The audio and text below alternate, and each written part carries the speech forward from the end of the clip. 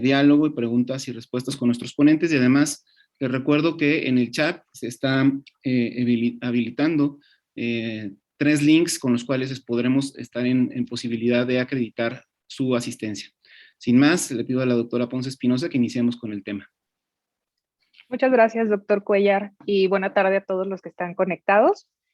Bueno, el doctor ya me presentó y pues mi tema es consideraciones perioperatorias en el paciente oncológico que va a ser sometido a nipelvectomía. El contenido de mi presentación, pues vamos a tener una introducción, las consideraciones preoperatorias, consideraciones intraoperatorias, dentro de ellas pues se incluye lo que es la técnica anestésica, consideraciones posoperatorias y las conclusiones.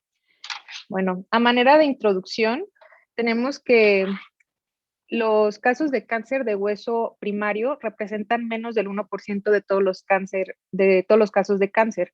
En el adulto, los casos más frecuentes son por metástasis, ya sea por cáncer de mama, cáncer de próstata y de pulmón, esos son los principales. Los osteosarcomas son el tipo de cáncer óseo de origen primario más común.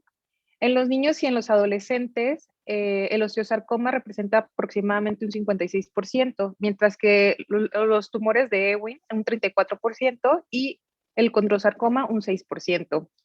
Los condrosarcomas afectan con más frecuencia a los adultos. La edad promedio en la que se diagnostican son a los 51 años de edad aproximadamente.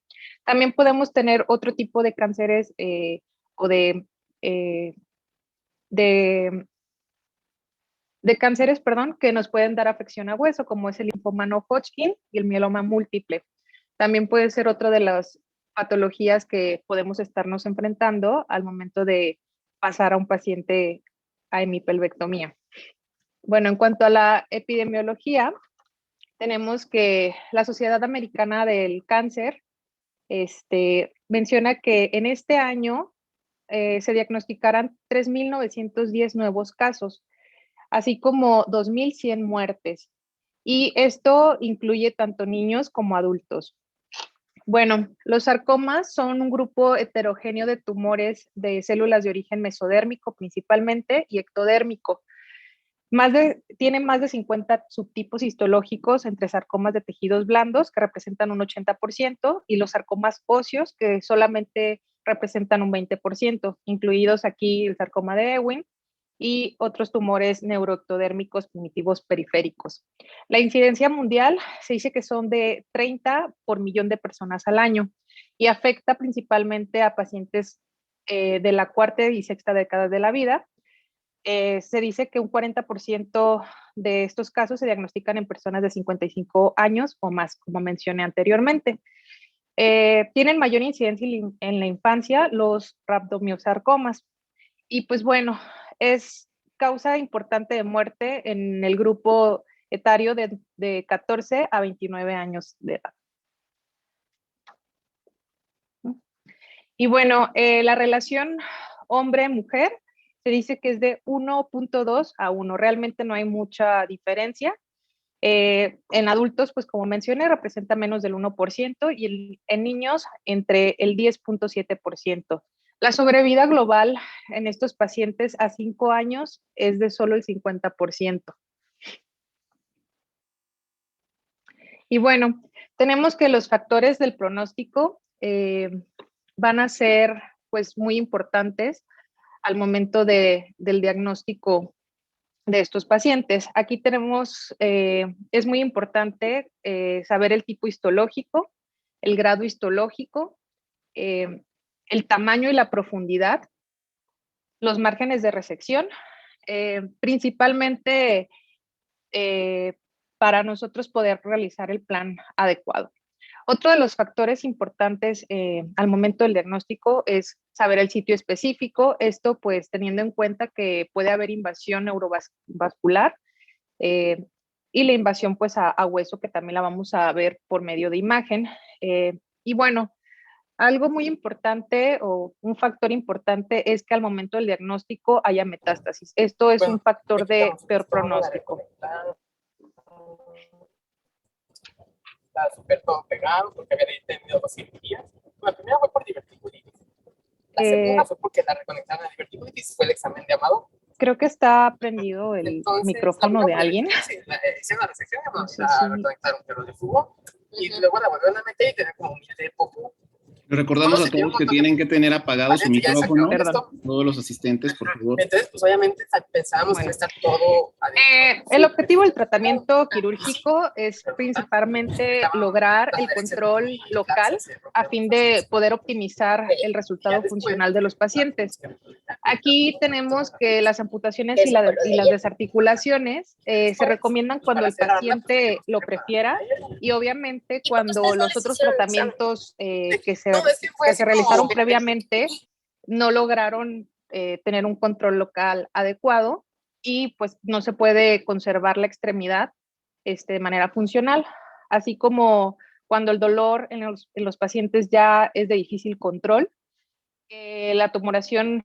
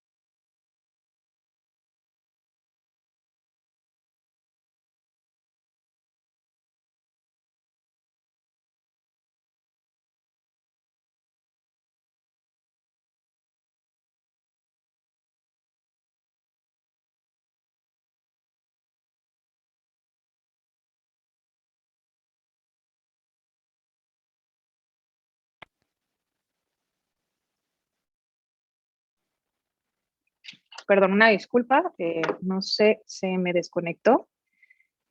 Y bueno,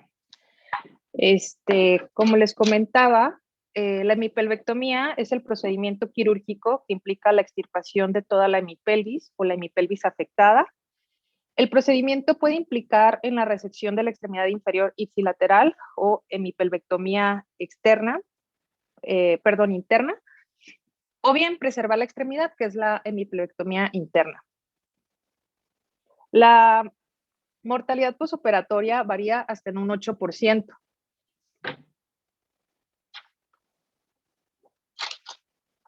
Perdón. Y bueno, Ariel y Hark fueron los que realizaron el procedimiento, o bueno, denominan este procedimiento como la resección de la totalidad del hueso innominado, tejidos blandos somáticos contiguos y de la extremidad completa, cuando son resecados en masa. En 1884, Kocher fue el primero en realizar la primera hemipelvectomía. En 1889, aproximadamente, Theodor Billroth fue el segundo en realizar una hemipelvectomía. Sin embargo, estos dos pacientes fallecieron. Fue hasta 1893 cuando Girard realizó la primera hemipelvectomía exitosa. En 1903, Kocher describe la hemipelvectomía con preservación de la extremidad afectada. En 1916, Pringle es el que describe la técnica quirúrgica y hasta 1932 es cuando el término de hemipelvectomía es acuñado por Kellogg y Spitt. Y bueno, los tipos de hemipelvectomía, como ya lo mencioné, en la figura 1, son la clasificación de las hemipelvectomías internas. Aquí, pues, en esta imagen podemos ver cómo son las resecciones. En la figura número 2 y en la siguiente figura vemos lo que son los tipos de hemipelvectomías externas. En la segunda figura es la hemipelvectomía tipo estándar y en las otras son las que se han modificado. Y bueno, las consideraciones preoperatorias, es muy importante el planeamiento del procedimiento anestésico para estos pacientes que van a ser sometidos a este tipo de cirugías, ya que se deben de considerar numerosos factores. Aquí es muy importante tener una comunicación súper estrecha y eficiente con el cirujano, para que nos pueda decir qué plan quirúrgico tiene con nuestro paciente, para así nosotros poder planear un manejo anestésico adecuado, porque pues no es lo mismo que el plan inicial sea solamente hemipelvectomía interna y al final de cuentas se realice una hemipelvectomía externa. Claro, eso también va a ser conforme esté el tumor, ¿no? Al momento de iniciar la cirugía, a veces puede cambiar el plan. Sin embargo, pues nosotros tenemos que estar súper preparados para este tipo de acontecimientos. Aquí, pues, en la evaluación preoperatoria, lo ideal sería evaluar a nuestros pacientes 2 o 3 semanas previas a la fecha de la cirugía. Sin embargo, sabemos que en muchas de las ocasiones esto no es posible, ya que algunos pacientes se internan 3 días antes o bien son de regiones rurales donde pues el venir es un poquito más complicado, pero pues lo ideal sería ver esto. Tenemos que hacer una adecuada historia clínica, ver la terapia adyuvante que el paciente recibió, obviamente pues la exploración física, aquí ver si el paciente ya tiene tratamiento del dolor con opioides, para nosotros así en el plan analgésico que tengamos durante la cirugía podamos realizar los ajustes necesarios, hacer algunas escalas de los opioides, o bien poder iniciar algún tipo de inmunomodulador para que el paciente pues tenga menor riesgo de desarrollar síndrome de miembro fantasma o dolor crónico pues posoperatorio. Los factores de los pacientes que más van a influir en su condición general pues van a ser las alteraciones hematológicas como la anemia, la trombocitopenia, la leucopenia. El paciente pues normalmente está inmunosuprimido, perdón, y en algunos de los casos, pues también tenemos que los pacientes van a tener ya algún tipo de lesión renal, ya sea aguda o crónica y que esté agudizada en este momento, o bien que tengamos algún problema a nivel cardíaco. Y bueno, aquí se me mueve un poquito la presentación, pero bueno, tenemos en esta tablita algunos de los efectos de la quimioterapia. Pues sabemos lo de la cardiotoxicidad que puede tener, las arritmias que podemos presentar, y pues también algunas alteraciones electrolíticas que también van a ser importantes en el perioperatorio que puede impactar en el manejo de estos pacientes. Y bueno, sabemos que el procedimiento quirúrgico, como es la hemipelvectomía, puede extenderse a más de 8 horas. Aquí tenemos que tener en cuenta que este tipo de procedimientos es particularmente complicado debido a la posibilidad de hemorragia masiva y continua. Por lo mismo, es muy importante que nosotros, antes de la cirugía, notifiquemos al banco de sangre para poder tener los hemoderivados correspondientes en el transoperatorio, porque aquí sí necesitamos pedir al menos, no sé, 10 paquetes de concentrados eritrocitarios, 10 plasmas frescos congelados, si es posible tener plaquetas. Claro, todo va a depender de las condiciones con las que nos estemos enfrentando inicialmente con nuestro paciente, de su estado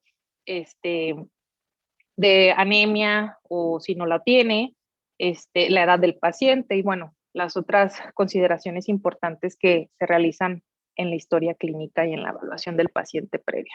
Es importante también aquí notificar al personal de unidad de cuidados intensivos, tener una cama disponible, ya que pues en estos pacientes, en algunas ocasiones, por la pérdida sanguínea masiva que tuvimos o simplemente por la transfusión masiva a la que vamos a exponer a nuestro paciente, pues tenemos que tenerlo súper vigilado posterior al procedimiento quirúrgico para tratar las complicaciones que podemos tener secundario a este tipo de transfusiones.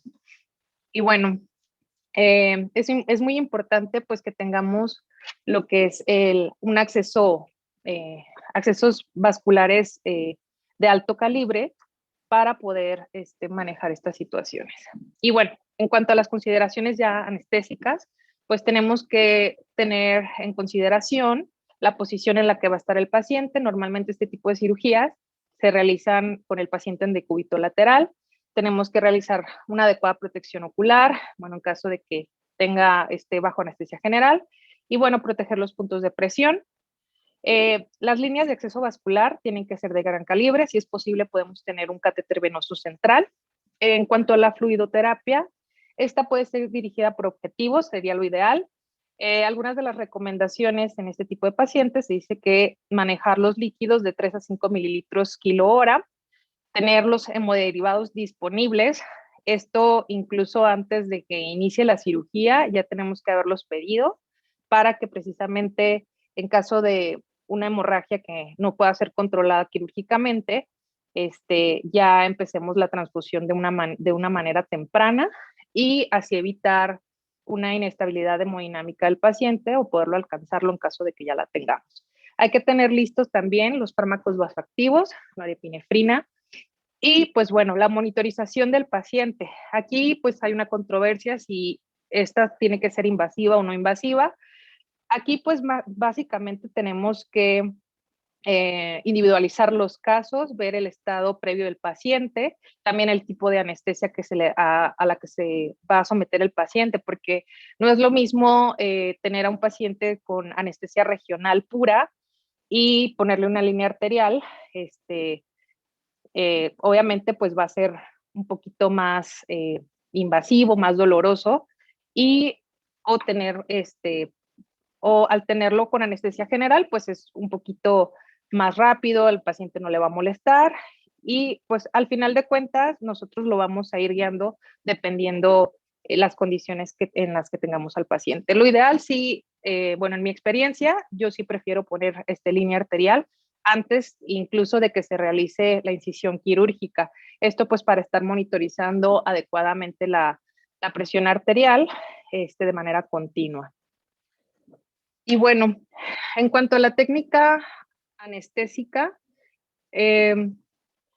aquí pues tampoco hay un consenso de qué es mejor, ¿no? Pero bueno, podemos realizar una anestesia regional pura o bien una anestesia combinada, que sería una anestesia regional más anestesia general, o bien una anestesia general solamente. En cuanto a los tipos en la anestesia regional, pues el uso de la anestesia neuroaxial para el transoperatorio y para la analgesia posoperatoria creo que son de gran importancia, deben de ser considerados. La anestesia epidural pues es más eficaz para el control del dolor posoperatorio. Esto incluso pues comparando cuando con una anestesia, perdón, con una analgesia intravenosa controlada por el paciente.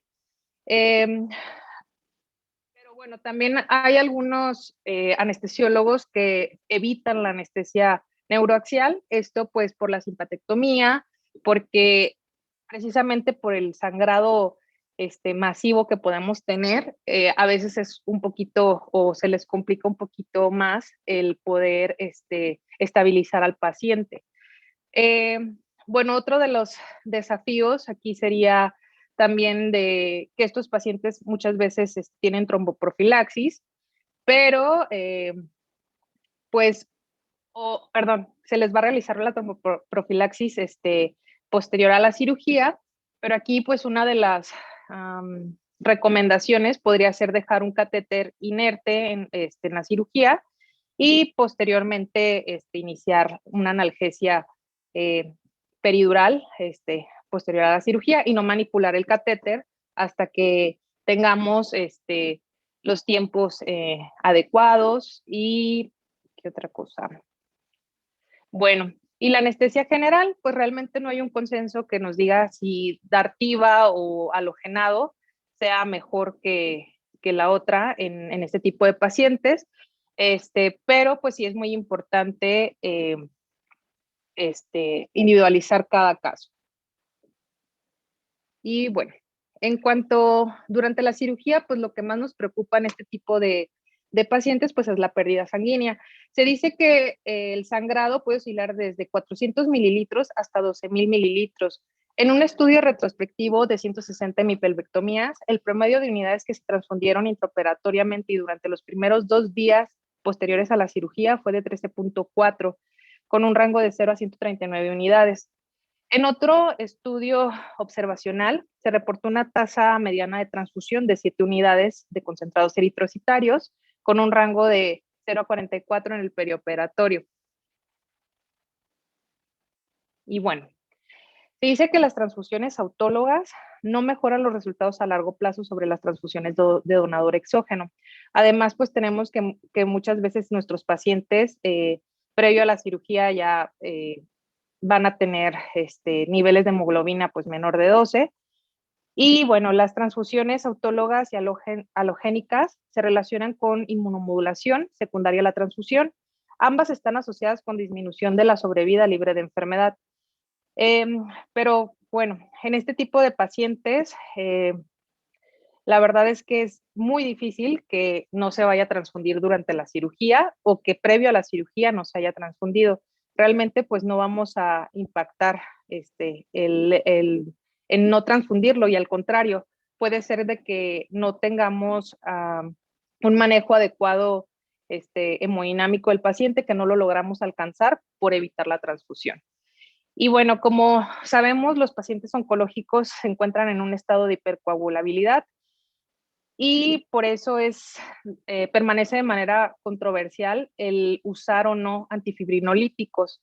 Aquí yo creo que también tenemos que valorar el riesgo-beneficio y si tenemos disponible ácido tranexámico, pues valorar el administrárselo al paciente antes de la cirugía. Y bueno, en estas imágenes que acabo de poner, tenemos un caso de un paciente de 36 años de edad que se le realizó una hemipelvectomía interna. A este paciente, su técnica anestésica fue un bloqueo subaracnoideo, fue con bupivacaína 10 miligramos, con adyuvante fue morfina 50 microgramos y fueron 10 microgramos de dexmedetomidina. A este paciente además se le colocó un catéter peridural. El nivel del catéter peridural se recomienda que sea por arriba de L1. En este caso yo se lo coloqué en T11, T12 y posteriormente a la colocación del catéter peridural se le realizó un bloqueo de plexo lumbar. Este fue guiado con neuroestimulación y durante el transoperatorio se realizó sedación con dexmedetomidina y lidocaína. Y pues como pueden ver, aquí pues la monitorización en este caso fue no invasiva, no se le colocó línea arterial, pero como les mencioné inicialmente, pues siempre lo tenemos que individualizar. En este caso, pues nuestro paciente ingresó con buenas condiciones hemodinámicas, el paciente tenía 12 de hemoglobina basal. En este caso, nuestro paciente sangró 3.000 mililitros, se repuso con concentrados eritrocitarios y plasma fresco congelado. Este paciente afortunadamente estuvo muy, muy controlado, pasó a recuperación, él ya no requirió un manejo en la unidad de cuidados intensivos y tuvo una adecuada evolución. Él se fue una semana después de su cirugía, al tercer día ya estaba haciendo realizando la terapia física con los rehabilitadores y pues este es un caso pues muy interesante donde la verdad es que estuvo todo muy, muy controlado. Sin embargo, pues también en nuestro instituto hemos tenido otros casos donde iniciamos con una anestesia regional y que durante el transoperatorio nuestro paciente se inestabiliza y tenemos que realizar una intubación, obviamente pues con los cuidados o bueno, ahora sí que el paciente pues de ladito, un poquito más complejo. A veces es importante valorar si el paciente se va a beneficiar con una anestesia combinada. En otros casos donde hemos realizado de pacientes programados para hemipelvectomía externa, pues yo creo que ellos sí se benefician más de una anestesia combinada, porque pues tenemos un mejor control hemodinámico del paciente. Desde el inicio podemos poner la línea arterial, y bueno, aquí en nuestro instituto normalmente damos una anestesia con halogenado, sin embargo, pues también perfundimos lo que es lidocaína, dexmedetomidina y opioides a veces a dosis muy bajitas, realmente por el hecho de que pongamos bloqueos periféricos o bien con el bloqueo peridural, nos estamos ahorrando muchísimo en opioides y la verdad es que el paciente sale prácticamente sin dolor. Eh, Esto sería todo. Y bueno, ay, creo que se me borró, no sé si se alcanzó a ver. En cuanto al dolor posoperatorio, pues como les comentaba, si vamos a dejar un catéter peridural, podemos dejarle una infusión, ya sea si utilizamos el catéter durante la cirugía o a dosis pues anestésicas. Posterior a la cirugía, pues yo normalmente dejo lidocaína al 1.5%, 1%, o ropivacaína al 0.2%. Aquí es importante, se me pasó, perdón, se me borró ahí un poquito yo creo que al momento de pasarla, disculpen. Y bueno, en cuanto al dolor posoperatorio, pues es muy importante la analgesia preventiva. Esto pues con el bloqueo de la respuesta al estímulo nociceptivo antes de la agresión quirúrgica, pues nos va a ayudar muchísimo a disminuir el dolor posoperatorio. Aquí pues necesitamos tener un enfoque multimodal para el manejo de la analgesia. Es importante que tengamos un equipo multidisciplinario donde, perdón, donde estemos involucrados, ya sea el anestesiólogo, un algólogo, el mismo cirujano y el fisioterapeuta para poder poner o planificar un régimen adecuado para que el paciente pues tenga muchos mejores resultados. Y bueno, en cuanto a la tromboprofilaxis, pues sabemos que por este tipo de cirugías pues tenemos un alto riesgo de que presenten trombosis venosa profunda, tromboembolia pulmonar, ya que pues es una cirugía muy, muy cruenta. Y pues bueno, en una revisión retrospectiva de pacientes con sarcomas óseos que se sometieron a cirugía oncológica ortopédica, la tromboprofilaxis redujo una incidencia al solamente el 4%. La profilaxis de la trombosis venosa profunda, pues nos va a concerner, o sea, nos concierne a nosotros, sobre todo pues cuando se coloca un catéter peridural para la analgesia posoperatoria. Pero pues aquí también tenemos otras opciones, como colocar catéteres perineurales. Estos se pueden colocar y mantener en presencia de la tromboprofilaxis activa, o sea, esto no entra en las pautas no hay contraindicación.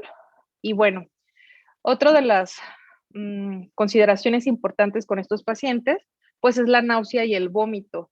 Obviamente las causas son multifactoriales y pues principalmente podemos manejarlo con inhibidores de la serotonina como el ondansetron, podemos utilizar metoclopramida, la dexametasona de 4 a 6 miligramos y el propofol a dosis de 0.5 miligramos por kilo es también muy efectivo.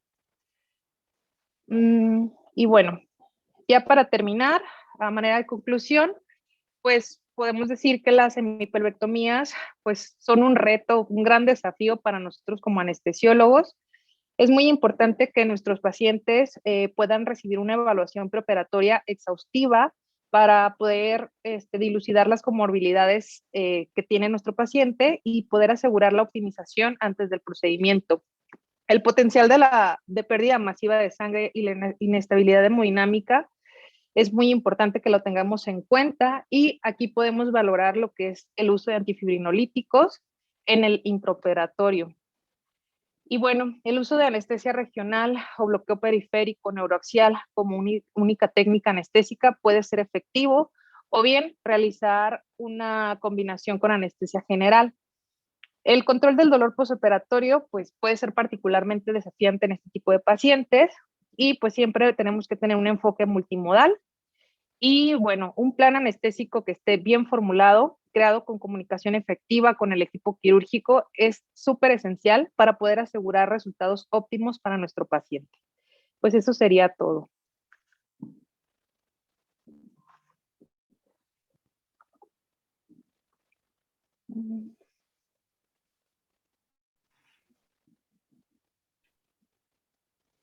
Muchas gracias a la doctora Claudia Berenice Espinosa por esta brillante presentación. Les recuerdo a todos que al final de este primer bloque, de estas 3 primeras ponencias, vamos a tener un espacio para tener un pequeño debate y una sesión de preguntas y respuestas.